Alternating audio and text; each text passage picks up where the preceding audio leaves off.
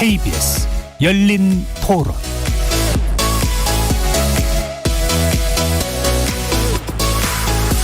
안녕하십니까. KBS 열린 토론 정준희입니다.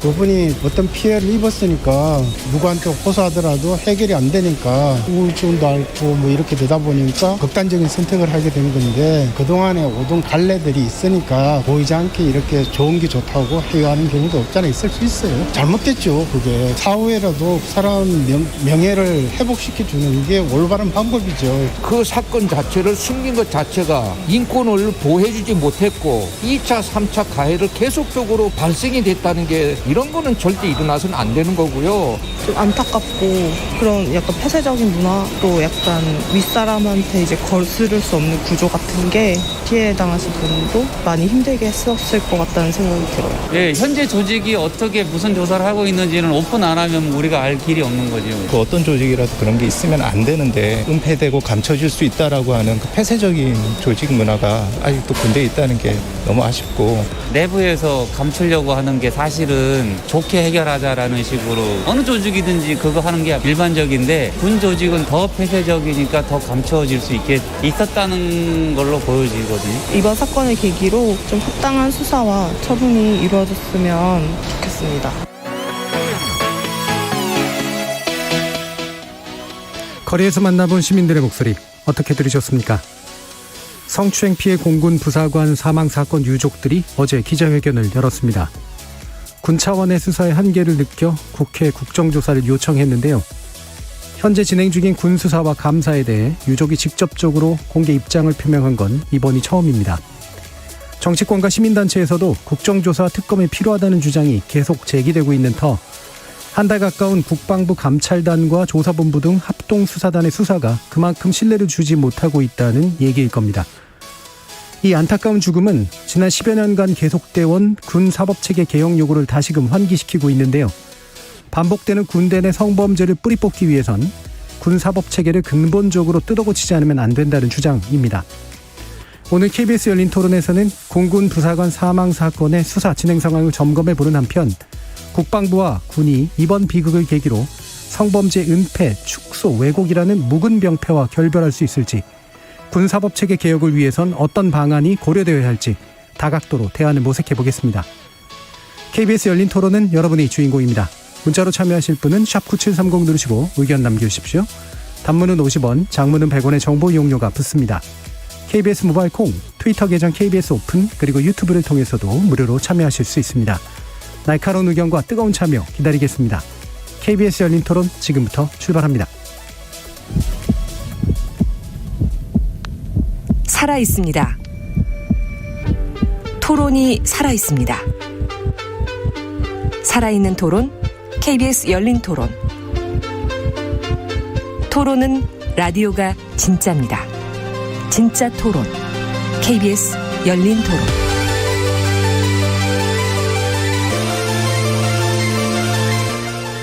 오늘 논의를 위해 세 분의 전문가 모셨습니다. 먼저 군 법무관을 지내셨죠? 신종범 변호사 나오셨습니다. 예, 신종범 변호사입니다. 그리고 20대 국회에서 21대 국회에서도 군사법원법 개정안을 발의하신 분입니다. 국민의당 권인희 의원 나오셨습니다. 네, 안녕하십니까. 군내에서 일어나는 모든 인권 침해, 차별 문제 해결을 위해 노력하고 계시는 군인권센터 임태훈 소장 나오셨습니다. 네, 안녕하십니까. 청취자 여러분들도 다양한 의견 부탁드리겠습니다. 자, 공군 부사관 유족이 처음으로 입장 표명을 했다는 말씀 드렸는데요. 지금 상황 어떻게 보고 계신지 먼저 간단히 좀 들어보죠. 권은희 의원님 말씀부터 들어볼까요? 네, 어제 이중사의 부모님께서 사건의 실체적 진실을 밝히기 위해서 국방부 조사본부와 감사관실 차원의 조사는 부적절하고 국정조사가 불가피하다는 입장을 밝히셨습니다. 부모님의 통화과 그리고 이 시간에도 다른 피해자가 자신의 딸과 같은 고통을 받고 있다라는 이런 현실을 개선하기 위해서 철저한 진상 규명을 원하셨는데, 실제 군 사법체계에서 이런 축소, 부실, 은폐가 있었다라는 부분을 직접 목격하시고 국회 국정조사의 필요성을 요구를 하시고 계신 것으로 이해가 됩니다. 이에 우리는 적극적으로 부응을 해야 될 것으로 그렇게 판단하고 있습니다. 예. 그럼 신종범 변호사님도 어떻게 생각하시나요? 예, 어제 그 기자회견 하신 모습 보고 좀 안타까운 생각이 들었습니다. 그 성추행 당한 것도 되게 억울하시고 그 위에 군에서부터 어떤 보호도 받지 못한 상태에서 이제 고인이 돌아가셨는데요. 그 위에 이제 진행되는 과정이 진상 규명은 속도가 늦어지고 이런 점에서 유족들의 입장에서는 굉장히 참담했다거나 생각이 듭니다. 예. 어제 아버님이 그 고인의 군번줄을 걸고 기자회견을 하셨는데요. 그러한 절규를 우리 군과 정부는 잊지 말고 응답해야 될 거라고 생각합니다. 예. 임태무 소장님 말씀도 들어보죠. 아버님이 기자회견을 하신다고 일요일 날 아마 이제 오후쯤에 이제 언론 보도가 나갔을 겁니다. 예. 저는 고전에 알고 있긴 했는데요. 아버님하고 소통을 하고 있으니까. 그 아버님께서 이제 사실은 제가 이제 사건 초기에 이제 자문을 드리기로는 이게 국정조사를 요구하셔야지만 이 청문회가 가능하고 예. 청문회에서 이 사건의 은폐 축소하고 수사를 무마시키려고 했던 모든 사람들을 청문회장에 다 이렇게 들어오게 해서 국민들에게 얼굴을 다 공개하고 예.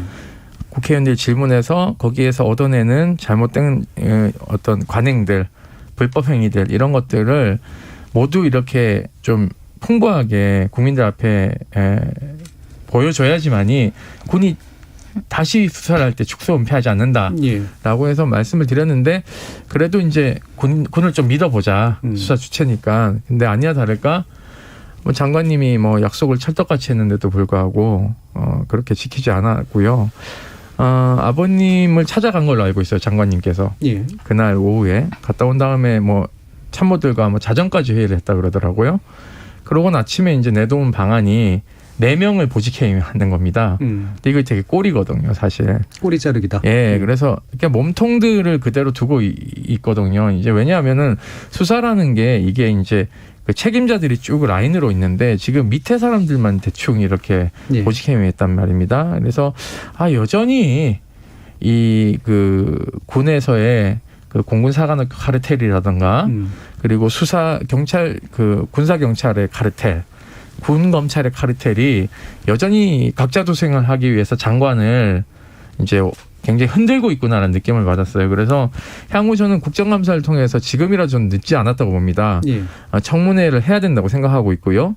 거기에서 나오는 범죄 혐의들이 군 수사보다도 더 많다면 저는 특검으로 가는 것이 맞다. 그것이 여야 할 것 없이 우리 군을 건강하게 하는 것이다. 네. 예, 국정조사 나아가서 이제 특검까지도 이제 필요하다고 임 소장님 보셨는데 지금 야사당이 이제 국정조사를 하고 그다음에 청문회로 불러내겠다라고 이제 일단 얘기는 하신 거잖아요. 네. 어떻게 진행되고 있나요, 권 의원님? 지난 6월 10일이죠. 국민의당을 포함해서 야당이 공동으로 국정조사 요구서를 제출을 했습니다. 그러면은 원내 교섭단체인 더불어민주당과 국민의힘이 이 국정조사를 진행할 특별위원회를 구성하는 거나 아니면은 상임위원회를 지정을 해서 이 부분에 대한 합의를 통해서 이 국정조사를 진행하는 부분을 처리를 해야 되는데 지금 이 원내교섭단체인 더불어민주당이 이에 응하고 있지 않은 상황입니다. 예, 이 부분에 대해서 계속적으로 협의를 할 것을 요구를 하고 있지만 이에 전혀 응하지 않고 있어서 진행 상황이 현재로서는 없는 그런 상황입니다. 그렇죠. 가장 큰 막강한 의석을 가지고 있는 여당이 응하지 않으면 당연히 안 되는 건데 네. 이것에 가지고 있는 명분상 여당이 사실 응하지 않을 이유가 없다고 이제 생각이 드는데 왜 그런 걸까요?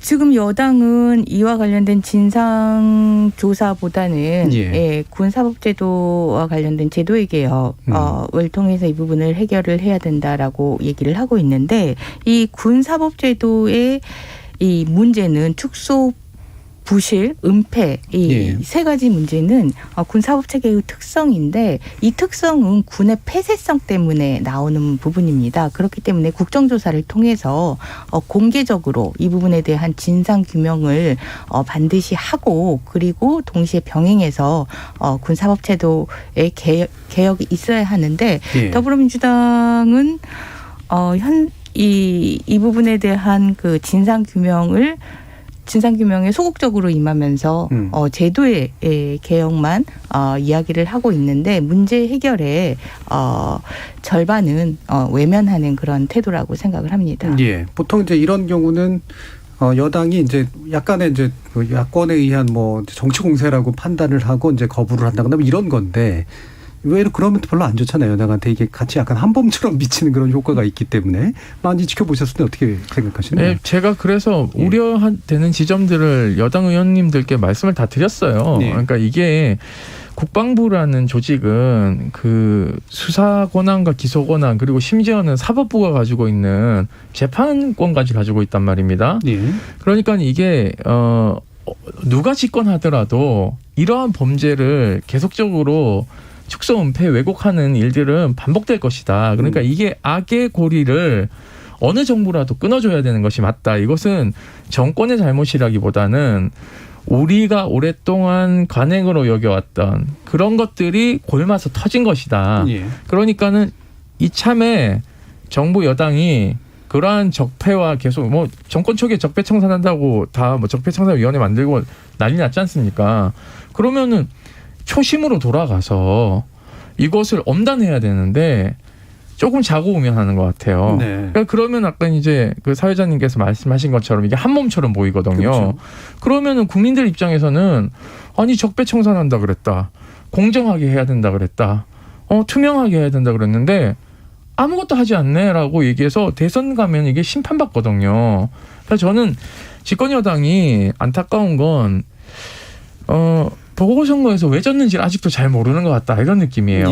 예, 그래서 지금이라도 이 유족의 한을 풀어드려야 되고 사실은 4년 전에도 또 계룡대에서 해군대위가 대령의 성추행으로 자살을 했고 또 그 4년 전에는 15사단에서 상관의 노소령에 의해서 성추행해서 자살하게 된 오대희 사건도 있었습니다. 그러니까 4년마다 저희 같은 군인권센터나 성폭력 상담소들은 계속 이러한 비참한 비극을 목도해야 되는 거고 오대희 아버님은 너무너무 지금도 힘드셔서 군복을 다 태우고 영정사진도 태웠다 그러더라고요. 산속에 들어가 사세요. 세상과 단절하고. 그래서 저는 이제는 피해자와 그 가족들을 그만 괴롭혀야 된다. 그래서 지금이라도 좀 여당이 이걸 정치 공세로 인식하지 않고 이거는 투명하게 가자라고 해서 내일이라도 저는 국정조사에 임해야 된다고 생각하고 있습니다. 예. 그럼 신종무 변호사님 보시기에 현재 같이 이제 군의 이제 수사 당국에게 일단 맡기자.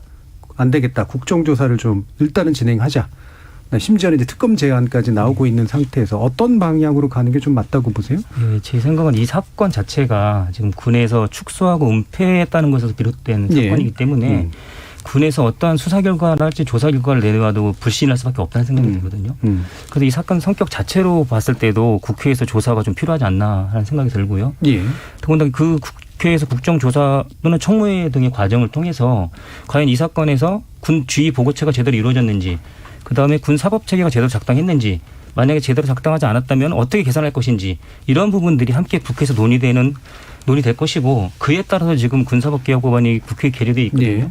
거기서 그에 따른 결과에 따라서 군사법개혁법안 처리도 함께 가능하지 않을까라는 생각을 갖고 있기 때문에 이번 사건은 국회에서 조금 신경을 써셔서 국정조사를 통해서 명백히 그 진상하고 그다음에 앞으로 제도 개선까지 함께 내놓으셔야 될 거라고 생각을 가지고 있습니다. 알겠습니다. 저 제도 개선 부분 아마 2부에서 좀 더 구체적으로 얘기해 볼 수 있을 것 같고요. 1부에서 그럼 남은 시간 동안 이 사건에 지금 뭐가 문제고 어떤 것들이 지금 막혀 있는지를 좀 짚어봐야 될 것 같은데, 일단 이 사건의 구체적인 내용, 그다음에 성격에 대해서 어떤 점들이 문제시되어야 될지 임태훈 소장님께서 좀 설명을 해 주시죠. 이 사건은요, 그 가해자의 가해 행위도 굉장히 엽기적이지만 2차 가해 그리고 무마하려는 시도들이 그 상관들에 의해서 저질러졌고요. 그것을 피해 사실을 재빨리 그 피해자가 신고했음에도 불구하고 수사를 굉장히 더디게 진행을 합니다. 그러니까 피해자 진술서를 공군본부 군사경찰단의 중앙수사대에 있는 전문 그 성범죄 수사관이 와서 수사를 같이 진행합니다. 그래서 이 그 여성 상사 수사관이 사안이 엄중하니 반드시 구속 수사하는 게 맞는 것 같다라는 의견을 주고 되돌아갑니다. 예. 그래서 수사계장이 이제 그런 얘기를 들었는데 갑자기 돌연 며칠 뒤에 보고서에 불구속 의견으로 보고서를 올립니다. 이것이 지금 드러나는 정황이 뭐냐면 군사경찰 대대장인 중령 지인인 그분이 이거 굳이 이렇게 해야 되냐라는 얘기를 합니다. 그러면서 예를 들면은 구속 수사하려는 수사계장을 예. 이제 압박해서 보고서를 그렇게 불구속 의견서를 올리게 하고 그걸 비행단장에 가져갑니다. 그 비행단장 거기에 사인을 해요. 그러면 이 라인에 있는 사람들은 모두 축소 은폐에 가담한 사람들이거든요. 네. 긴급 체포를 해야 되는데 안 한 것이죠. 그리고 두 번째, 사건을 변호사의 선임을 바로 합니다. 중사가. 그 변호사가 계속 수사를 딜레이 시킵니다. 예. 근데 그거는요, 피의자로 의심되는 또는 출석해서 조사를 받아야 되는 사람의 변호권이 보장돼야 되는 건 맞지만 수사를 방해해서는 안 되거든요. 그러면 이 사안은 피해자 진술에 따라서 긴급 체포도 가능한 겁니다. 예. 그러면은 저희는 긴급 체포할 테니까 변호사님 입회하든지 말든지 마음대로 하세요. 라고 얘기를 하면서 긴급 체포를 하고 국선변호를 붙이면 되는 거예요. 그 피해자한테. 근데 그런 행동도 하지 않습니다. 그리고 한 달 뒤에 사건이 군검찰에 송치됩니다. 군검찰 아무것도 안 해요. 그리고 있다가 5월 22일 피해자 사망합니다. 사망한 다음에도 장관에게 허위 보고를 해요. 허위 보고를 받은 장관이 그 다음날 똑바로 된 보고를 받습니다. 그러고는 엄정수사 지시를 내려요. 근데 여기서도 문제가 있죠. 허위 보고한 사람은 군형법상 허위 보고죄가 성립되는데 직무감찰도 안 시킵니다. 엄정수사 지시했는데 언론에 나오기까지 약 10일 동안 군 검사가 아무것도 안 하고 있다가 딸랑 하나 한 게 뭐냐면 압수수색영장 청구하고는 그 압수수색영장을 들고 가만히 있어요. 압수수색영장은 밀행성이 되게 중요하기 때문에 증거인멸을 미연에 방지하기 위해서 긴급하고 신속하게 해야 되는데 가만히 있다가 MBC가 보도한다니까 그제서야 가해자로 소환합니다. 예. 그러면 이게 장관의 엄명 지시가 있었는데 단기 법무관인 중위나 대위가 되는 군 검사가 간이 배 밖에 나오지 않고서야 어찌 장관의 하명을 신속 정확하게 이행하지 않았을까요? 예. 그러니까 유가족들은 어제 그런 얘기를 합니다. 보이지 않는 세력이 있다. 예. 그게 제가 말씀드리는 이 군 검찰의 고위 카르텔, 이 여기서 내려오는 수직적인 문제, 군사 경찰에서의 수직적인 문제, 깔고 뭉개는, 그리고 보고 라인의 문제, 이런 것들이 존재하는 것이죠. 예. 자, 그러면 뭐 잘 요약해 주셨지만 일단 초동 수사에서도 문제가 있었고 그 피의자가 이제 방어권이라는 이름으로 수사 방해까지 하는 그런 일들까지 일어났고 따라서 조직적인 축소 은폐가 계속해서 진행되고 있는데 그 조직적인 축소 은폐에 가담한 사람들의 어떤 실체랄까 이런 부분에 대해서도 이제 더 큰 문제들이 생기고 있는데도 이제 들여다보지 않는 그런 복합적인 문제들이 지금 나타나고 있는 건데요. 방금 이제 임 소장님이 이제 카르텔이라는 문제를 얘기하셨잖아요. 그러니까 장관은 카르텔의 일부입니까? 아니면 어떻게 보세요? 지금 이게 카르텔의 몸통이라고 봅니다. 예. 이 군사법 체계는 이 독립성이 없이 지휘관에 종속된 체계라는 것이 가장 전형적인 특성이고요. 그래서 예. 군사법 체계는 본질적으로 실체 진실의 발견 대신 은폐를 추구하고 있습니다. 특히 이 성범죄 같은 경우에는 군이 사건화하지 않으려는 노력을 하고 네네. 있고요. 그리고 사건화가 되더라도 피해자 책임으로 몰아가는 그런 경향성을 보이고 있습니다. 이런 그 군의 사법체계의 특성상 장관은 체계적으로 몸통이 될 수밖에 없는 상황이고요. 예. 좀 전에 임 소장님이 말씀하셨지만 이중사 사건에서도 이 전형적인 모습들이 그대로 드러납니다. 예. 예, 이 성추행 피해에 대해서 피해자가 문제를 삼으면 함께 시켰던 사람들도 문제가 되지 않겠느냐. 이러면서 사건화하지 않으려고 하고요. 또 살면서 한 번쯤 겪을 수 있는 네. 일 아니냐. 이러면서 사건화하지 않으려고 하고요. 그리고 이게 사건화가 된 이후에는 그 사건 자체에 대해서 축소해서 처리하려는 그런 움직임들을 보이고 있습니다. 전형적으로 군 사법체계의 종속성 그리고 은폐 경향 이 부분이 드러난 사건이고 당연히 장관이 체계적으로는 몸통이다. 예. 이렇게 판단이 됩니다. 예, 그러니까 사건화를 안 시키려고 한다는 건 거기에 이제 그 당사자, 가해자로 지명된 피의자뿐만이 아니라 거기에 얽혀 있는 상관들의 이제 어떤 보직에 관련된 문제라든가 뭐 지휘관일수록 그런 경향성이 예. 더 강하다고 보여집니다. 자기는 책임을 이제 이런 일로 지고 싶지 않기 때문에 생기는 근데 문제겠죠. 사실 책임질 일은 없어요. 뭐냐면 원칙대로 하면 책임지는 게 없습니다. 네. 그러니까는 비호하지 않고 적법 절차 그대로 진행하게 하고 구속 수사하고 비호한 세력들에 대해 철퇴를 내리면 되는 거거든요. 네. 뭐 예를 들면은 형사처벌이 어렵다면 중징계를 태우면 되는 겁니다. 그런데 이것이 아니고 돌아가려고 하니까 예. 이 사단이 나는 것이거든요. 그리고 우리 국방부에서 만든 성범죄 피해자들에 대해서 어떻게 2차 가해에서 보호해야 될지, 수사를 할 때는 피해자 보호 원칙 어떻게 해야 될지를 세세하게 이 책자로 만들어놨습니다. 거기에 보면은 심지어 보고를 어떻게 해야 되는지도 잘 나와 있어요. 그래서 피해자는 보호되고 있냐, 피해자의 정신건강 상태는 어떠냐, 피해자가 원하는 것은 무엇이냐, 이런 것들이 다 구체적으로 기입하게 돼 있는데요. 문제는 지휘관들에게 이게 주어지지 않아요. 그 매뉴얼이. 예. 예. 그러니까 이거 매뉴얼을 만들어 놓으면 뭐합니까? 예. 쫙 배포하고 교육을 해야 되는데 만들고는 끝입니다. 그런 거는 목표 달성했다라고 얘기를 하고 있어요. 예. 군의 가장 큰 문제점 중에 하나고요. 또 하나는 이 책자가요, 보안 문서로 묶여 있습니다. 보안 문서요. 예, 저희가 작년에 이거 만들었으니까 좀 보려고 달라 그랬더니 국방부 양성평등 정책과에서 그거 보안 문서로 안 됩니다. 그래서 저희가 정보공개 청구해서 받았습니다. 예. 그래서 저희가 이제 언론에 쫙 뿌렸죠. 그랬더니 기사가 나갔는데 이런 인식부터 굉장히 잘못된 거죠. 예, 보안 이게 뭐 지휘 체계가 드러나서 그런 건가요? 왜 그런지 잘 모르겠는데 그냥 근본적으로 좀 비밀주의가 있어서 이제 아마 생긴 그렇죠. 문제겠죠. 그런 게 이제 강하고, 그리고 이제 뭐냐면 지휘관 이게 이런 문제가 있어요. 퇴직금이 아니라 연금이 있잖아요. 네네. 군인 연금이 좀 세지 않습니까? 그러니까는 집행유예형만 받아도 연금의 절반이 날아가니까 이거를 보호하려고 그렇게 옆에서 온정주의적으로 봐주는 예. 거예요. 제 군생 얼마 열심히 했는지 아느냐. 제 집안 풍비박산 났다. 뭐 연금의 절반이 날아간다라고 하면서 주변에서요. 예. 심지어 탄원서까지 써줍니다. 그리고는 피해자를 막 욕해요. 가정을 파탄내게 했다. 네. 그리고 뭐 평소에 행실이 옳지 않았다. 뭐 이런 이상한 소문들을 마구 퍼뜨립니다. 예. 그 온정은 가해자에게만 적용되는지 잘 모르겠습니다. 이게 네. 피해자에게도 적용이 당연히 돼야 될 텐데. 자, 그러면 지금 이제 그 유족들이 수사심의위원회를 굉장히 심각하게 문제 제기를 했잖아요. 오히려 이게 이제 방패막이다, 이제 이런 얘기까지 했는데 실제로 그렇게 볼 만한 요소가 좀 있다고 생각하시는지요, 신종국 변호사님? 예, 이게 민간 그렇지만은 이제 군에서 이제 수사심의위원회가 열린 게 처음이지 않을까 싶기는 하거든요. 예. 그래서 군에서 이제 그 군 수사를 그 수사 결과에서 기소 여부 결정이랄지 수사를 계속할지 여부에 대해서 판단을 민간에다 맡김으로써 한번 뭐 신뢰를 뭐 얻어보자라고 이제 군수사심의위원회를 얘기를 하는 것 같은데요.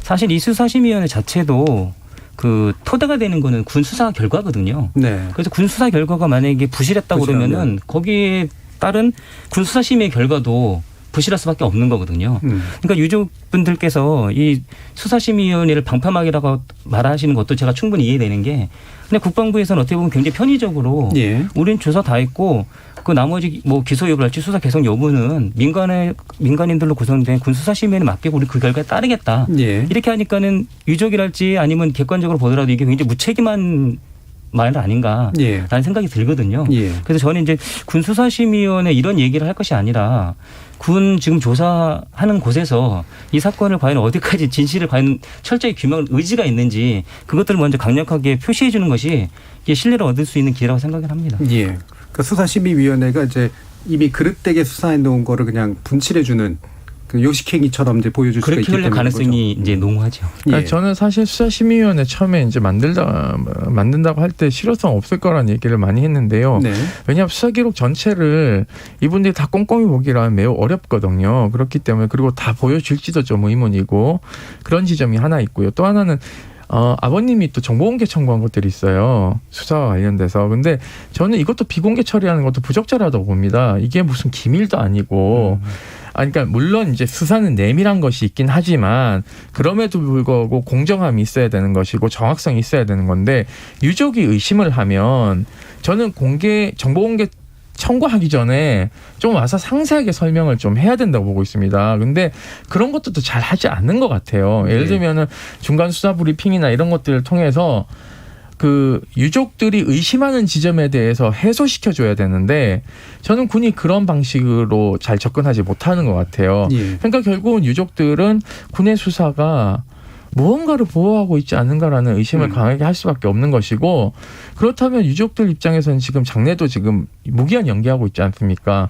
체력적으로 굉장히 지친 상태거든요. 그러니까 피해자의 유가족을 계속적으로 소모하고 소비시키는 방식으로 군이 불신을 계속 쌓고 있어서 차제에 이런 문제도 장관이 엄정 수사 지시하면서 유족들이 납득할 만하게 수사 진행 사항을 브리핑해 드려라.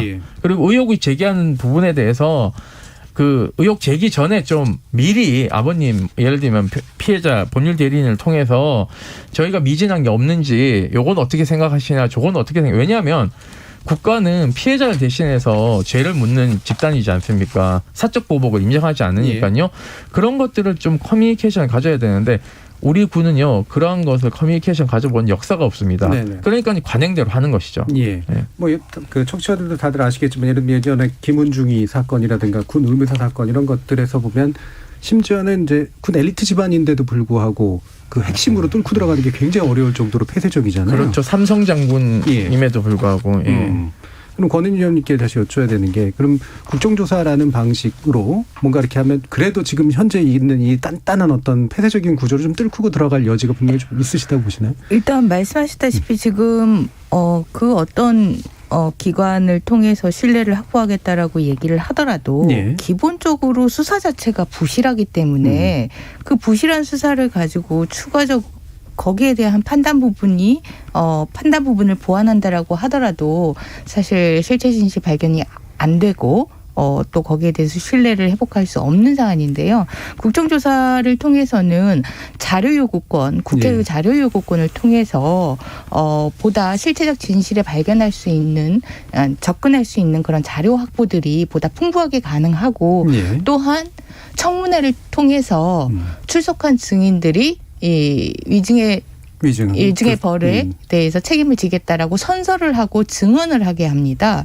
그렇기 때문에 이 자료 요구와 증언을 통해서 실체적 진실 발견에 훨씬 가까이 다가갈 수 있습니다. 반드시 진행되어야 될 사안입니다. 그 국회가 주는 권능으로 어느 정도 자료에 접근할 수 있고, 그다음에 적어도 이제 나와서 증언하는 사람들이 이제 자신이 거짓말을 하는 부담. 이 이제 안겨지게 되는 이 부분에서 이제 좀 중요한 차이가 좀 보여질 것 같긴 한데요. 지금 일단 이제 군사법이라고 하는 게 도대체 어떻길래 이와 같은 문제들이 좀 반복되고 있는 것인지라는 부분을 좀 짚어봐야 될 것 같습니다. 신 변호사님께 여쭤야 될 것 같네요. 네, 지금 지금 군사법이라고 하는 것은 지금 우리 헌법에 군사법원을 둘 수 있도록 이제 그런 규정들을 마련해놓고 있습니다. 근데 이제 지금 우리가 생각하는 민간하고 이제 군 형사사법 체계는 좀 다르거든요. 그 민간에서는 이제 경찰하고 검찰이 수사기관으로 있고, 그 다음에 이제 법원이 이제 재판기관으로서 존재를 하는데, 군대는 이제 군인들에 대한 군사재판을 담당하기 위해서 군 수사기관으로서 이제 군사경찰, 예전에 헌병이라고 불렀죠. 군사경찰이 있고 군검찰이 있습니다.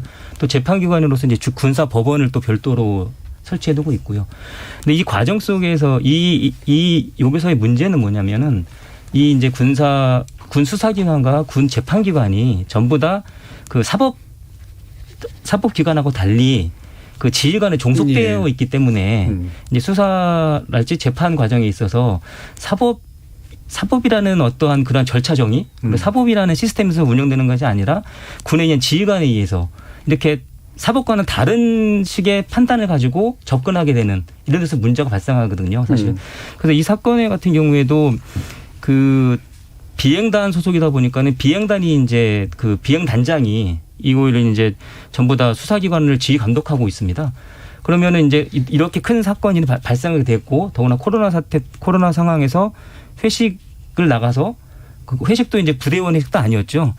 상관의 지인 회식 때 불려 나가서 성추행에 나간 사건이기 때문에 이런 사건이 상급부단에 이렇게 알려지게 된다면은 굉장히 이 비행단 입장에서는 곤란한 위치에 있게 되겠죠. 예. 그래서 이제 이러한 사건들이 발생했을 때 사건 초기에 일단은 축소하려고 은폐하려고 하는 의혹 자체가 들 수밖에 없습니다. 군 사법체계 본질 자체 내에서. 예. 그래서 이러한 것들 때문에 지금 이 사건과 관련해서 이제 군사법제도 개혁을 해야 된다는 목소리가 나오고 있는 거고요. 예. 그래서 이번에 이 사건을 계기로 해서 이 군사법 개혁, 근데 군사법 독립 이런 쪽으로 나가야 되지 않을까 그렇게 생각을 합니다. 그러니까 군사법 자체는 뭐 형식적으로 독립이 돼 있는데 그 독립된 체계 안에서 지휘관들의 지배에 의해 가지고 사실은 돼 있는 셈이잖아요. 그러니까 뭐 지금 그 형식적으로 독립돼 있지도 않죠 사실. 예. 왜냐하면은 그 군 검찰하고 군 사법 경찰이 그 위에가 바로 지휘 라인이 바로 지휘관이니까요. 일반 이제 우리가 말하는 보병. 그런 부분이다 보니까는 형식적으로도 독립돼 있다고 볼 수는 없는 거죠 사실. 자기가 이제 독립이라는 표현 쓴 이제 일반 사법 체계하고는 다른 사법 체계를 가지고 있다는 의미죠. 일반 사법 체계의 사법 체계의 특성은 일반이든 군법원이든 독립성이 없으면 사법 체계라고 불릴 수가 없습니다. 그런데 군법원은 이거를 판단하면 사법 체계가 없는 거고 지휘관 체계밖에 없는 겁니다. 사법 체계가 없는 거네요. 형식적으로 완벽하게 수사에 대해서 통제를 하고 그리고 재판과 관련해서 재판 구성에 관여하고 일반 법관의 자격이 없는 일반 장교를 심판관으로 해서 심지어 재판장까지 하게 할 수 있는 완벽하게 지휘관 체계이고 사법 체계는 없는 조직이다. 이렇게 이해를 하시면 정확할 것 같습니다. 전근대적인 그 영주들에 의한 그 체계하고 되게 유사해 보여요. 역사적으로 보면. 그러니까 굉장히 봉건적인 그 질서와 문화를 가지고 있다고 보시면 됩니다. 굉장히 그 우리가 뭐 사관학교 출신들이 유니폼을 입고 있지만은 그 유니폼이 굉장히 멋있어 보이지 않습니까? 젠틀해 보이고 그런데 우리가 이제 그런 유니폼의 뒷면을 들여다보면 굉장히 정근대적이고 봉건적인 영주 문화가 굉장히 구성되어 있고 그리고 그런 곳에서 이제 봐주기식 간행이 일어나고 있는데 예를 들면 이렇습니다. 되게 웃긴 게요. 군판사하고 군검사하고 같은 사무실을 씁니다. 그러니까 물론 이제 이게 분리되어 있는데 한 지붕 안에 요방과 요방이 따로 있고요. 심지어는 이제 같이 이제 밥 먹기도 하고요. 그리고 국선 변호인도 같이 밥을 먹고 그러고 있는 거예요. 그러니까 자기네들끼리 그러고 있어요. 재판 가 보면요. 어제까지 내 상관이었던 법무관이 그 가해자의 변호인으로 와가지고 한 바퀴 싹 순시합니다. 그래서 뭐 검사하고 군검사하고도 악수하고 서기하고도 악수하고 심지어 요즘은 안 그러는데 옛날에는요 재판장하고도 악수하고 뭐 이래요. 그러니까 이게 얼마나 이 시민들이 봤을 때는 굉장히 웃기는 상황이잖아요. 근데 시민들은 군사법원이요 공개 재판을 안 한다고 생각하는 사람이 더 많아요. 그래서 요즘 군인들이 밖에 나와서 성범죄 저지르고 들어가게 되는 경우에 군사재판이 열리니까 피해자들이 저희한테 전화 와요. 그 재판을 우리 가족이 가서 좀 보려고 하는데 거기 갈 수 있어요? 이렇게 물어요. 그리고 심지어 어디 있는지도 몰라요. 그러니까는 출입을 당연히 못하는 걸로 아는데 누구나 출입이 다 가능합니다. 군사법원에 왔다 그러면 신분증을 내고 부대 안에 있긴 하더라도 출입이 가능한데 그런 어떤 그 기밀주의에 철의 장막에 쌓여 있으니까 자기 마음대로 이제 재판이 이루어지는 것이죠. 그리고 또 하나는 재판을 이제 하다 보면 저희한테 피해자들이 오는데 가해자의 변호인은 굉장히 그 뭐 대령 출신의 뭐 법무관 뭐 이런 사람들을 이제 선임합니다. 근데 여기 이제 군 검사는 뭐 중위 계급에 갓 로스쿨 졸업하고 왔어요. 그러니까 이게 벌써 재판을 딱 들어가면 싸움이 잘 안 되는 거죠. 그러니까 피해자 법률 대리인이라도 다행히 있으면 재판 모니터링을 통해서 예를 들면 가해자 변호사가 뭐 이제 이상한 주장을 하거나 하면은 손들고 이제 진술을 하거나 이러는데 또 대부분 이제 또 이 피해자 법률 대리인들이 그 국선 그러니까는 이번 이중사 사건처럼 군 법무관 중에서 이제 하니까 지금 이 사건 같은 경우에는 이 국선 변호인이 피해자를 단 한 번도 면담하지 않았습니다. 굉장히 기가 찰 노릇이거든요. 이거는 있을 수 없는 일이죠. 그런데 뭐 보도 보셨겠지만 아버님하고 통화해서 아버지가 항의하니까 헛웃음을 치고 아니 사람이 죽었는데 자기가 법률 대리를 해야 될 피해자가 죽었는데도 불구하고 굉장히 인격이 파괴된 사람처럼 피해자 가족한테 헛웃음을 치는 아버님 뭘 모르는 것 같은데 이런 식의 반응은 저는 이거는 어떤 형사적 처벌을 떠나가지고 중징계해야 된다고 봅니다. 저는. 예. 예. 이게 지휘 체계에 종속된 실질적인 사법 체계가 없는 것이고, 그 다음에 이런 뭐 피해자나 가해자 변호인들도 이제 계급에 의해서 또 상당 부분 권력 차이가 생겨버리는 되게 좀 이상한 시스템인데 오래 근무하셨잖아요, 신영훈 변호사님은. 어떤 그런 경험들 많이 하셨습니까? 그 사실적으로 이제 민간 같은 경우에는 예. 그 수사관들은 이제 수사 능력을 이제 본인이 평가를 받고 재판 같은 경우는 재판 능력을 갖고 이제 평가를 받게 되지 않습니까? 근데 이제 군 사법 체계는 아까 말씀드렸듯이 그런 지휘관의 종속적인 체계에 있다 보니까는 이게 군 수사기관은 수사 능력으로 평가받는 게 아니라 어떻게 보면은 지휘관이 보다 나았게 진급할 수 있게끔 사건을 어떻게 보면 많이 발생하지 않고 예. 발생하더라도 어떻게 보면 좀 축소하고 이러한 것들로 이제 본인도 능력을 검증받는 게 돼버리거든요, 사실. 네. 그러니까는 그런 것도 또한 문제가 있고요. 저 또한 이제 법무관으로 한 10년 동안 이제 근무를 했었는데, 제 나름대로는 이제 독립해서 한다고 하지만 시스템이 그러다 보니까는 뭐 당장 사건 발생하면은 지휘관한테 보고서를 써야 되지 않습니까? 예. 그럼 이걸 보고서를 어떻게 그 지휘관이 크게 염려하지 않게끔 이렇게 쓸까? 피해자 생각보다는. 예. 그런 거는 이제 구조적으로 어쩔 수 없는 일이거든요, 사실. 네. 그래서 이러한 여러 가지 문제점들이 이번 사건을 계기로 드러났다는 생각이 들고요. 이러한 사건들이 아까 말씀해 주셨듯이 그동안 여러 사건들이 있었는데도 불구하고 전혀 개선이 안 됐거든요. 예. 그래서 이번 사건을 계기로 해서는 반드시 이게 군사법을 조금 개선하는 방향으로 해결 방안이 나야 될 거라고 생각이 듭니다. 예. 이렇게 이제 지휘관에게 해가 안 되는 방식으로 문제를 처리해 주는 일종의 프로세스처럼 네. 되어 있는 부분들 여러분들이 이제 많이 좀 지적을 해 주셨는데요. 한 가지 더 말씀드리면 지휘관이 마음 먹으면 또 강력하게 밀어붙일 수도 있어요. 그렇겠죠. 그러니까 네. 예를 들면 지금 장관님께서는 군정권을 갖고 있기 때문에 현재 이 수사의 기소에 잘못된 정점에 있는 병과장들, 그러니까 공군본부 군사경찰단장, 공군본부 법무실장에 대해서 보직해임은 불가능해요. 이 보직해임을 해보면 자동 전역이 되거든요. 네네. 그러니까 이 사람들에 대해 인사조치를 할 수 있습니다. 다른 곳으로. 왜냐하면 여기 계속 있으면 본인이 책임져야 될 부분에서 자꾸 빠져나가기 위해서 뭔가를 다른 행위들을 할 수 있거든요. 그러면 이 사람들은 보직 변동을 시키고 밑에 있는 고등검찰부장하고 보통검찰부장은 보직해임하면 되는 겁니다. 근데 이걸 안 해요. 예. 밑에만 딸랑 4명을 보직해임하거든요. 그러니까 강력한 의지가 있는지에 대해서 저는 물음표라는 겁니다.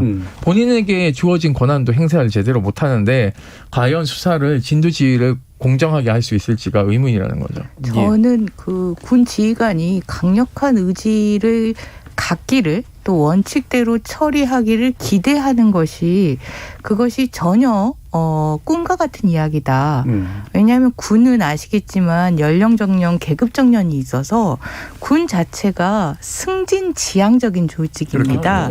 예, 승진을 위해서 모든 걸 다 하는 그런 조직이기 때문에 승진과 관련돼서 자신이 지휘하는 부대 내에서의 어떠한 사건의 발생, 자신이 직접 가해자나 책임이 있지 않더라도 자신이 지휘한 부대 내에서의 어떤 사건의 발생은 극히 꺼리게 되는 그런 자세가, 태도가, 문화가 당연하게 조성이 되어 있고, 그렇기 때문에 지휘관이 어떤 인식이 있거나 의지를 갖거나 원칙적인 태도를 갖춰서 이런 부분들이 개선될 수 있다라고 기대하는 것은 그거는 꿈과 같은 이야기고, 제도적으로 군사 법원과 관련해서 이 군대 내에 사법 체계가 없는 부분들을 사법 체계를 도입을 해줘야 된다.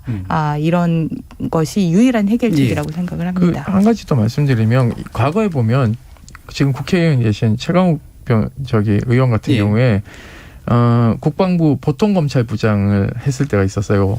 소령 계급이었을 때. 그 당시 사성 장군 구속시켰거든요. 그랬죠. 그래서 제가 물어봤어요. 수갑을 진짜 채웠냐? 본인이 그랬더니 수갑은 준이께서 채우셨고 저는 이제 같이 갔다. 아니 그 준이가 그럼 사성 장군을 수갑을 채웠어요. 그랬더니 그 전에 가기 전에 엄청 교육했죠. 이렇게 하시면 된다. 왜냐하면 진짜 떨리는 일이거든요. 네. 역사상 없는 일입니다. 그러니까 하고자 하면 할 수 있는데 궁극적으로 이제 하지 않는 것이고, 지금 현재 장관이 지시해서 수사를 하고 있는 국방부 검찰단장도 최강혁 단장인데 이분 같은 경우에도 수사를 시작할 때 그 지원 인력을 10명밖에 안 맞았어요. 그러니까 이 사건에 대해서 밑그림을 크게 그리고 가야 되는데 예. 작게 그리고 가는 거죠. 그러니까 이게 뭐냐면 아까 의원님이 말씀하신 것처럼 내가 진급하지 못할까 이거 제대로 했다가 이런 이제 약간의 위축됨이 있는 것이죠. 예. 자, 이렇게 뭐 승진에 관련해서 이게 자신의 책임이든 아니든 간에 뭔가 때가 묻으면 승진이 불가능해질 것 같은 그런 공포나 두려움, 이런 체계들을 어떻게 앞으로 허물어 줄 것인가라는 부분도 뒤에서 아마 좀 더 자세히 논의해 볼 수 있을 것 같고요. 그동안 청취자들이 보내주신 문자 의견 들어보도록 하겠습니다. 정의진 문자 캐스터. 네, 청취자 여러분이 보내주신 문자 소개해드리겠습니다. 0352님, 공군 부사관 사망 사건과 관련한 관계자들은 모두 엄벌받게 해야 합니다. 6169님, 군 지휘관 장성들은 국회가 나서야 말을 듣습니다. 군조직은 국회 차원에서 철저히 불시 점검하고 관리해야 합니다. 0925님, 군은 썩었고 비리의 온상입니다. 대대적인 수술을 통해 민주적인 개혁이 필요하다고 생각합니다. 이응비읍이응님, 일제잔재와 군사독재 잔재가 군 문화에 깊이 뿌리내리고 있습니다. 입으로만 안보를 외치지 말고 군 제도 개선에 나서야 합니다. 세상만지고님, 군 처벌 조항을 강하게 국회에서 입법화해야 합니다. 유야무야 지나가려고 하거나 솜방망이 처벌을 해왔기 때문에 사안에 대한 경각심을 갖지 못했던 거라고 봅니다 해주셨고요. K73754729님, 하부 조직에서 일어난 일을 어느 정도 선에서 끊어야 합니다. 기강회의에 책임까지 면피할 수는 없지만 알 수 없는 상황에 대해서 책임을 물으려고 하니까 은폐와 회유가 일어나는 게 아닐까요? 해당 가해자를 강력 처벌하고 상관에게 피해가 가지 않아야 철저한 수사가 가능할 겁니다. 서주연님, 얼렁뚱땅 봉합하고 가면 또 누군가 죽여도 좋다고 우리 사회가 허락해주는 거나 마찬가지입니다. 피해자를 억눌려 사망케 한 모든 가해자들은 사회적 사망에 가까운 타격을 받도록 해야 합니다. 이미 죽은 사람을 살릴 수는 없지만 앞으로 죽을지도 모르는 사람을 살릴 수는 있습니다 라고 보내주셨네요. 네, KBS 열린 토론, 이 시간은 영상으로도 생중계되고 있습니다. 유튜브에 들어가셔서 KBS 1라디오 또는 KBS 열린 토론을 검색하시면 지금 바로 토론하는 모습 영상으로 보실 수 있습니다. 지금 방송을 듣고 계신 청취자 모두가 시민 논객입니다. 계속해서 청취자 여러분들의 날카로운 시선과 의견 보내주세요. 지금까지 문자캐스터 정의진이었습니다. 토론이 세상을 바꿀 수는 없습니다. 하지만 토론 없이 바꿀 수 있는 세상은 어디에도 없습니다.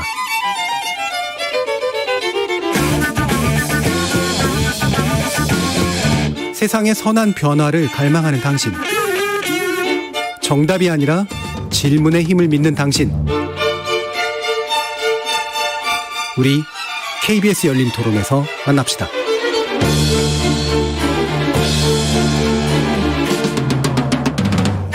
KBS 열린 토론, 오늘은 군사법체계의 문제를 놓고 군인권센터 임태훈 소장, 국민의당 권은희 의원, 군법무관 출신 신종범 변호사, 이렇게 세 분의 전문가와 함께하고 있습니다. 자, 이렇게 이제 구조적이고 체계의 문제를 결국은 개선하고 해결해야지 이제 문제의 어떤 출구가 보일 것 같은데요. 좀 장기적인 과제이기도 합니다만 또 오랫동안 얘기되어 온 과제이기도 하죠. 자, 군사법원 일부 개정안을 내신 권은희 의원님께서 그 내용과 취지 좀 설명해 주시죠. 예, 말씀하신 대로 이 군사법체계 개혁은 정말 오랫동안 요구되어 온 내용입니다. 2003년부터 이 군사법원 폐지 논의가 시작이 됐고요. 2005년도에는 국회 사법제도 개혁 추진위원회가 군사법제도 개혁 입법안을 의결을 했습니다. 하지만 논의되지 못하고 국회에서 자동 폐기되는 상황이 됐고요.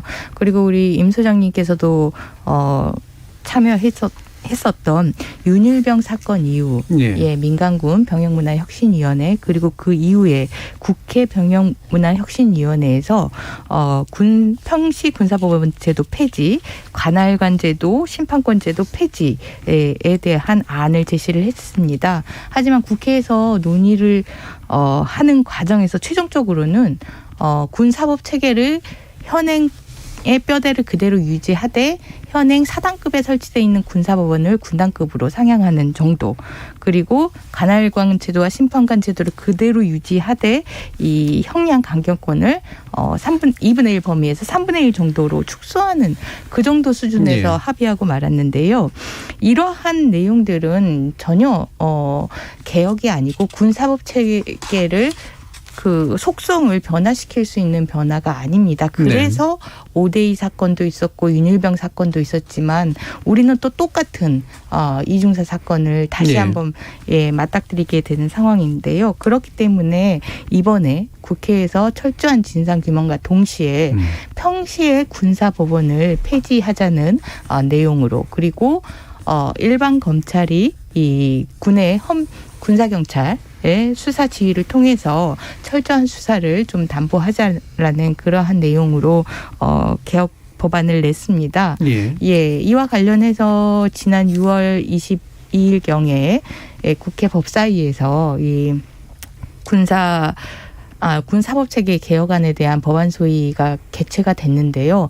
정말 실망스럽게도 다시 이 국회는 그러한 개혁 법안이 요구가 되어지고 있는 상황에서 여전히 군 판사의 이 임명 기간을 최근 3년에서 5년으로 늘리는 정도. 그리고 군사경찰의 이 지휘관에 대한 수사 보고를 군검찰의 수사 보고 의무를 수사 통보로 바꾸는 정도로 봉합해서 군사 개혁 법안을 처리하려는 그러한 시도가 있는데요. 이것 역시 우리 국민들께서 관심을 가지면서 이번에야말로 제대로 된 이 군사법체계 개혁을 꼭 이루어야 된다고 생각합니다. 결국 핵심은 이제 평시에 군사법원은 필요 없다. 라고 이제 판단을 하는 거고 그렇기 때문에 일반 사법체계에 거의 준하게 또는 그 통합시키는 그런 방법에 가까운 거잖아요.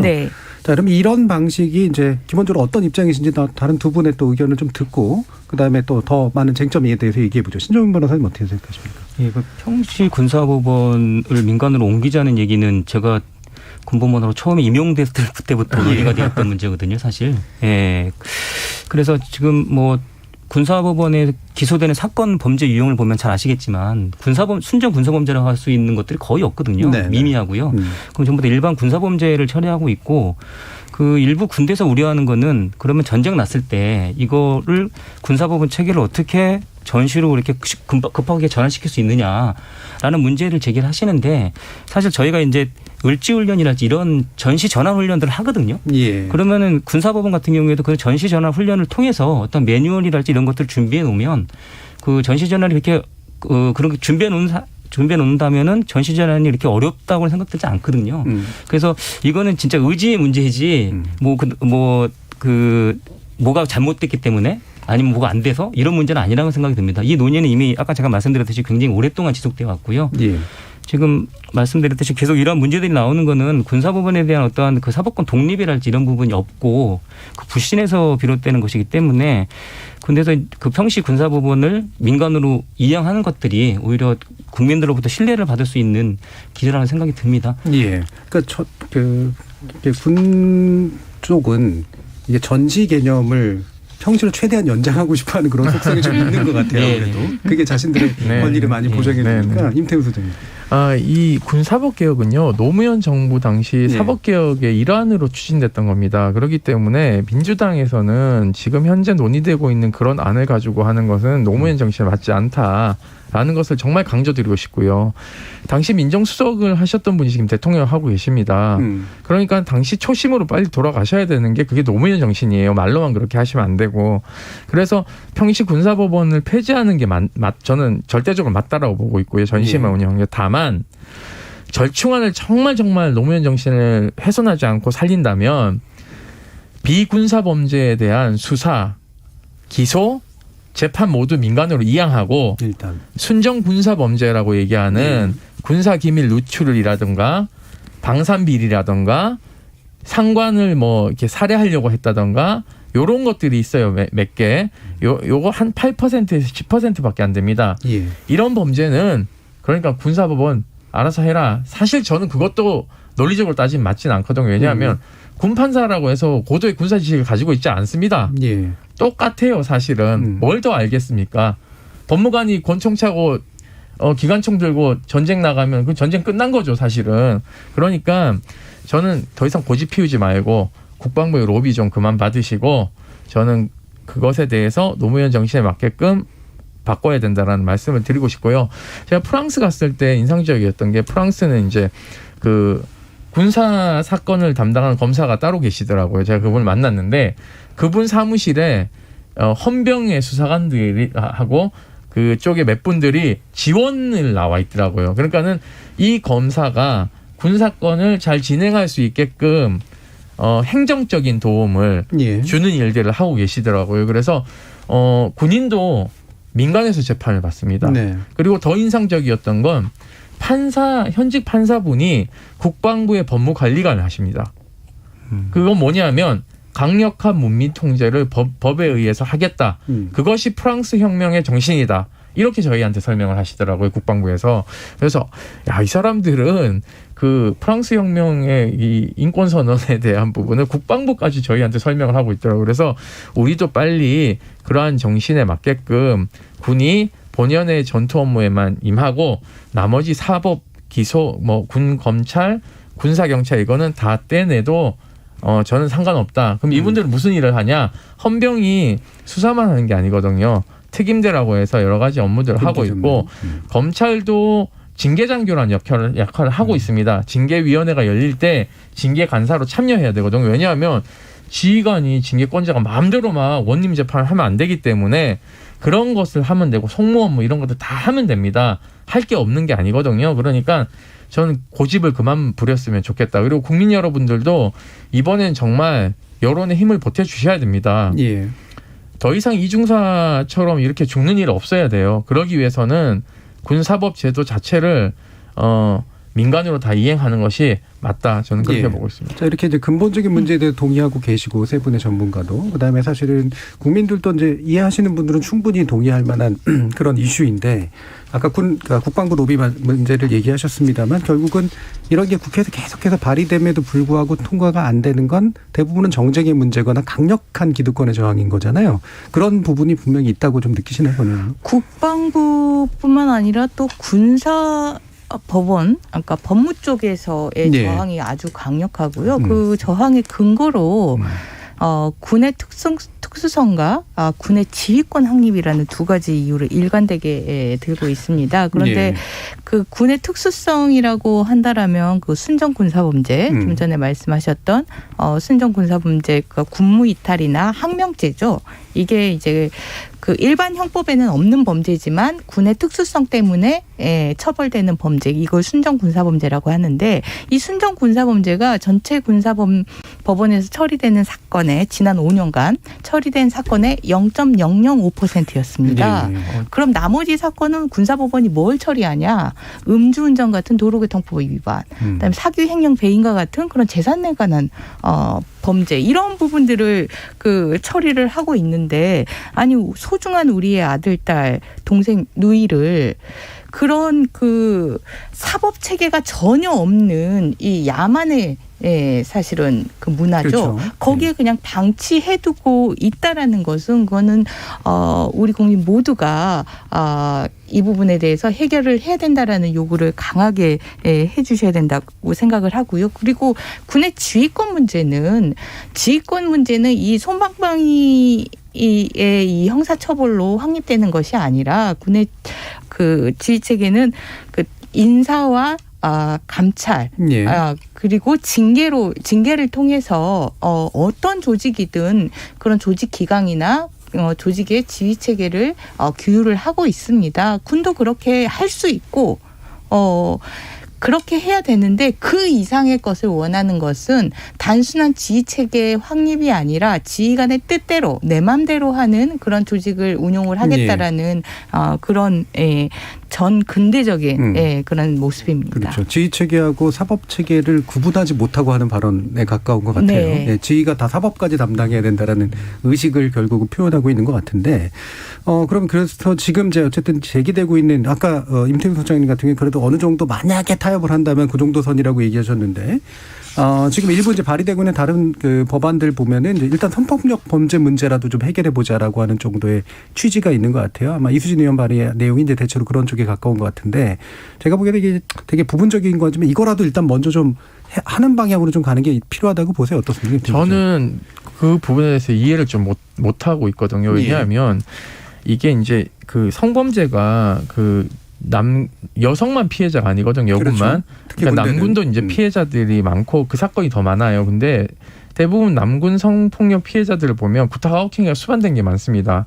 그러면 이수진 의원이 발의한 법안대로 한다면 구타하우킹이는 관할이 어디가 되는 겁니까? 그렇죠.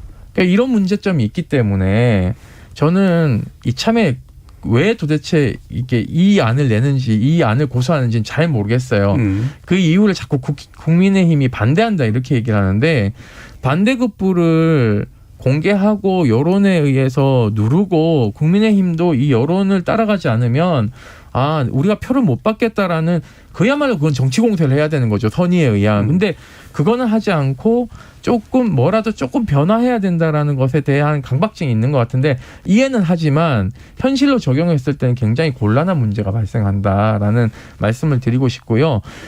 차제의 이런 부분에서는 좀 시민사회하고 좀 소통을 해서 TF도 좀 그래야 되는데 TF도 보면은 이제 전문가 단체들하고는 또 간담회 형식으로만 좀 얘기를 하고 있지 광범위하게 협치는 하고 있지 않아서 인권단체에서는 굉장히 우려하는 지점이 많습니다. 그런 지점에서. 예. 신 변호사님의 그 현실적인 그러니까 그 실제 법무관으로서 종사를 했기 때문에 이런 부분들이 얼마나 실효적으로 작용할 수 있을지에 대한 평가도 궁금한데 국회에서 평시 군사법원을 폐지하는 법률을 냈던 입장에서는 제도적으로 이 성폭력과 관련된 전담 수사 체계를 만든다고 하는 것은 정말 그 문제에 대해서 남의 다리를 긁고 있는 그런 해결 방식이라고 생각을 합니다.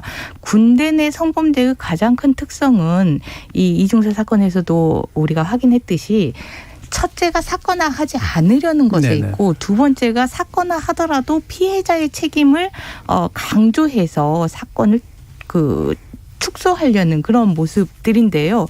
이 성범죄 재판부를 따로 만든다는 거는 이미 정상적으로 수사가 됐고 그리고 그와 관련해서 어떤 축소의 그런 움직임이 없는 철저한 진상 규명이 됐을 때 거기에 전문성을 좀 더 겸비를 하겠다. 전문성을 추가하겠다라는 취지에서는 맞지만 지금 이 부분은 그 전문성 이전에 이미 사건 자체가 은폐 축소된다라는 것에 문제가 있기 때문에 전혀 해결 방안이 될 수 없다라고 생각을 합니다. 그러니까 뭐 쉽게 말하면 이제 핀셋 처방 같은 게 나온 셈인데 이게 핀셋 처방이 먹힐 수 있는 구조 자체가 이미 아니라는 말씀이신 전혀 거잖아요. 아닙니다. 예. 어떻게 보세요, 신종국 변호사님? 예, 저도 마찬가지 생각인데요. 이게 이제 갑자기 이제 성추행 범죄가 일어나고 이 사건 이슈가 되니까 그 의원님들이 이제 다급하게 법안을 제출하신 것 같다는 느낌을 줄 수가 없고요.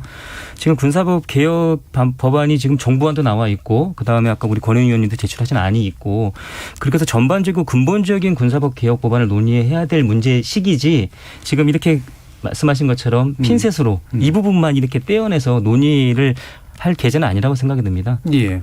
그럼 이제 그와 비슷해 보이는 것들이 있어요. 군 인권보호관의 독립적 지위, 불시방문 조사권 등의 권한 보장. 뭐 일부는 좀 더 나아 볼 수도 있긴 하겠지만 이것도 역시 마찬가지로 구조 개선이 없이 좀 의미가 별로 없어 보이는데. 제가 그 부분을 말씀드리려고 했는데요. 군인권보호관 제도는 군사법 체계의 논의하고는 좀 결이 다릅니다. 뭐냐면 이런 사건이 발생했을 때 군에 통보하지 않고 그냥 밀고 들어가는 거예요. 그렇죠. 그게 불시부대 방문권이라고 얘기하는데 그거는 독일의 국방본부지만이 그런 역할을 합니다. 왜냐하면 나치 독일의 경험이 크기 때문에 의회에 두고 강력하게 통제합니다. 차관급의 50명의 조사관이 있거든요. 그러니까 우리도 그렇게 만들자라고 해서 우리 19대 때 그 군사법 군 인권 특위를 만들어서 여야가 합의를 했어요. 그래서 결의안까지 냈거든요.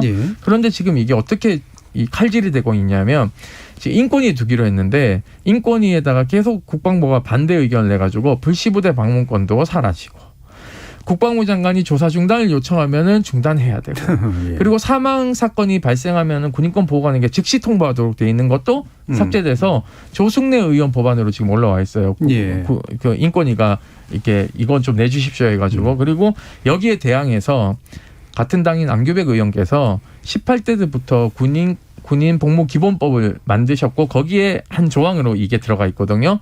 그러다 보니까 의회 사무처에 이 강력한 권한을 두도록 하는 것을 아까 얘기한 세 가지가 다 들어가는 걸 이제 내비뒀는데 이제 민주당 TF에서 국회 사무처에 질의했어요. 이것에 대해서 어떻게 생각하냐면 우리 사무처 못 받는다 이렇게 얘기를 했대요. 국회 사무처에서요? 네, 왜냐하면 국회 사무처는 그것은 행정부가 해야 될 일이지 우리가 해야 될 일이 아니라고 얘기를 하는데 저는 좀 견해가 다릅니다. 그건 상권분립 위반하는 게 아니라 의회는 적절하게 행정부를 견제하고 통제하고 감시하는 기능을 해야 됩니다. 그게 사법부에 가든 입법부에 가든 만약에 행정부에 간다면 인권위처럼 독립국가기구로 가야 되는 것이죠. 왜냐하면 군대란 것은 대통령이 최고사령관이기 때문에 행정부의 강력한 통제를 받습니다. 그렇기 때문에 대통령제에서 국방부를 감시하는 것은 의회 권한이기도 합니다. 그런데 우리가 박정희의 독재를 오래 겪다 보니까 국회가 통법부, 그러니까 거수기 역할을 하지 않았습니까?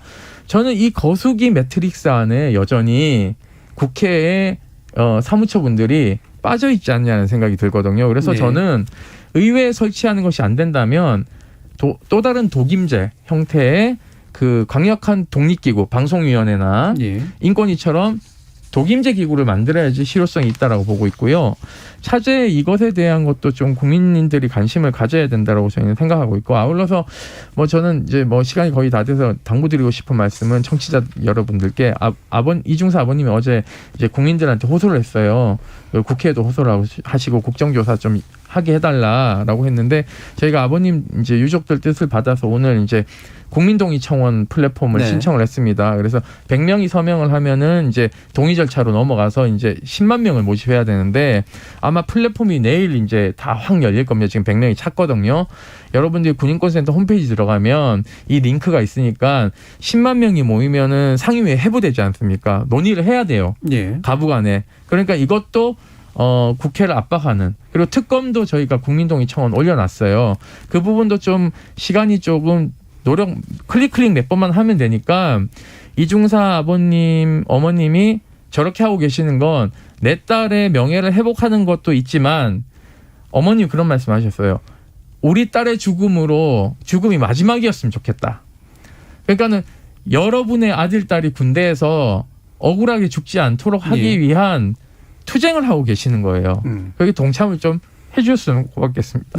지금 이 조건에서 이제 국방부가 나름대로 내란이라고 하는 게 군사결착 수사기능 내년부터 없애고 참모총장 직속 본부수사단으로 통합하기로 했는데 여전히 이 부분도 기존 구조 매트릭스 안에서 말 그대로 안 벗어나는 그런 그 아이디어인 것 같거든요. 신종규 변호사님 좀 평가해 주시죠. 그러니까 이거를 보면은 절대 군에서는 이 군사법권을 놓기 싫다는 강력한 표현이라고 생각이 들고요.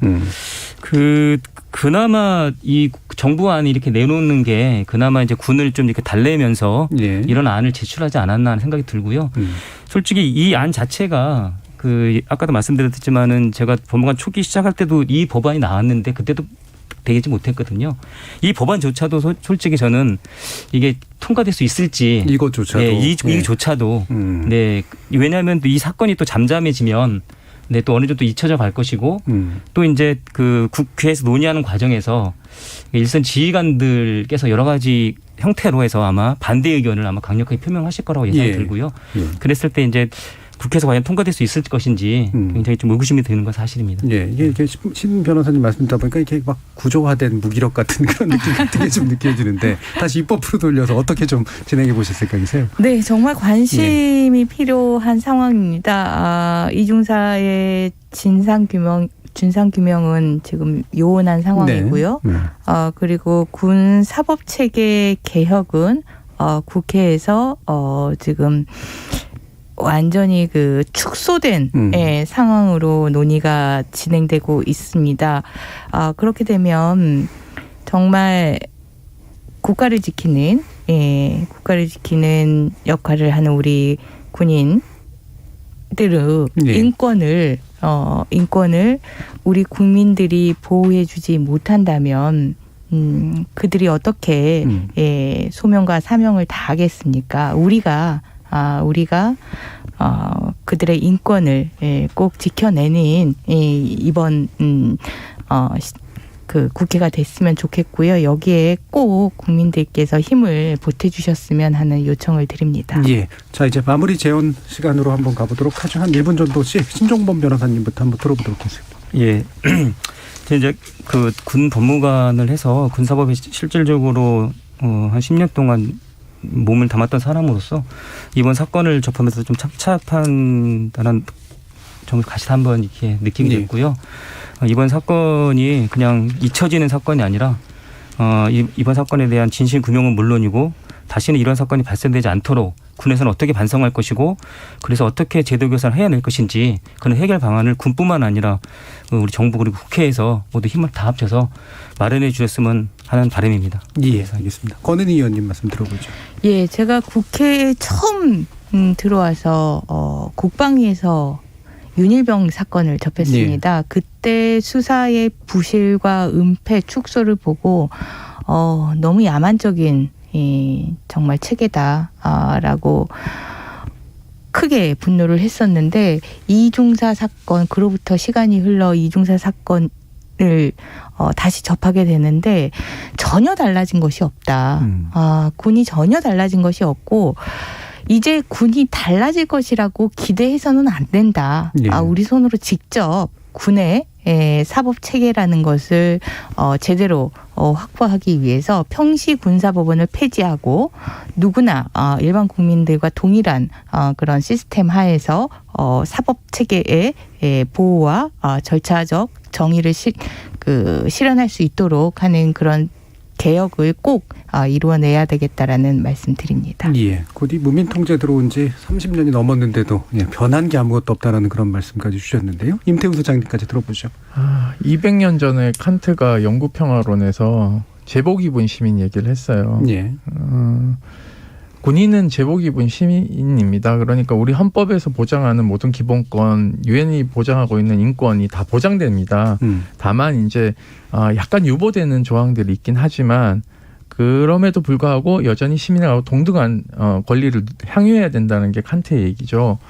하지만 우리 현실은 그렇지 않습니다. 그렇기 때문에 제가 이제 청취자분들께 당부드리고 싶은 것은 군인의 인권은 시민이 지키고 시민의 생명과 재산, 국토방위는 군인이 지키는 법입니다.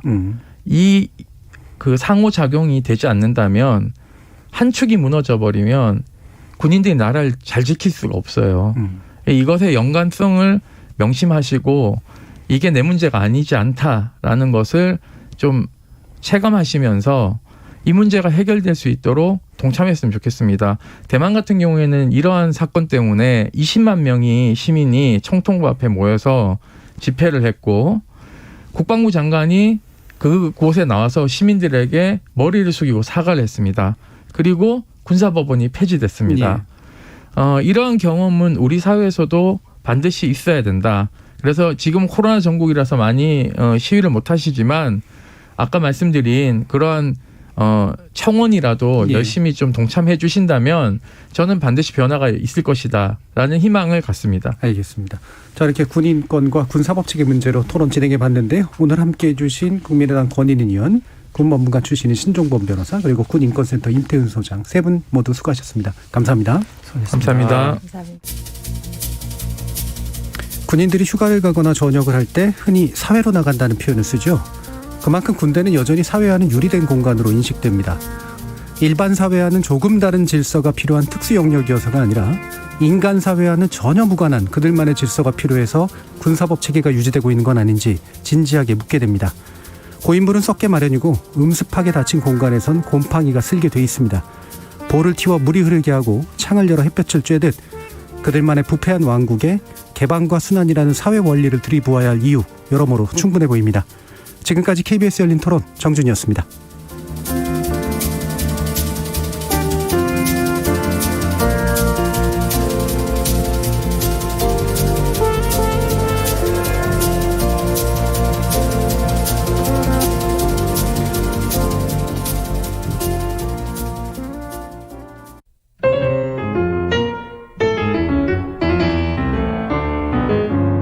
안녕하세요. 피아니스트 손여름입니다. 저는 2018년부터 평창 대관령음악제 예술감독을 맡고 있습니다. 올해도 7월 말부터 8월 초까지 강원도 일대에서 음악제가 열리게 됩니다. 저는 이 음악제를 한 해 한 해 해오면서 음악이 우리 모두의 마음에 위안이 되고 앞으로 한 걸음 더 나아갈 수 있는 힘이 된다는 것을 실감하고 있습니다. 청취자 여러분, 코로나19로 많은 어려움을 겪고 계실 텐데요. 제가 음악을 하면서 힘든 순간이 찾아올 때마다 KBS 클래식 FM을 통해 힘을 얻었던 것처럼 음악이, 라디오가 여러분께 큰 힘이 되기를 바랍니다. 언제나 KBS, 당신 곁에 라디오. KBS는 여러분과 함께합니다.